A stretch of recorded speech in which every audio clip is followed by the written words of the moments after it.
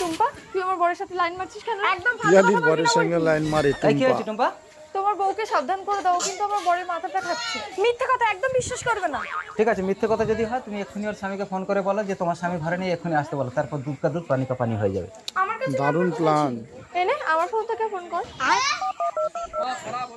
Hello, বলছি আমার বর বাড়িতে নেই, একটু আসো না গো। ঠিক আছে আসছি। এসো আমরা লুকিয়ে পড়ি। সাইড কিন্তু সব বুঝে গেছে। আমার বউর ফোন থেকে টুম্পা কথা বললো। ওই তো আমার স্বামী আসছে। চুপ চুপ।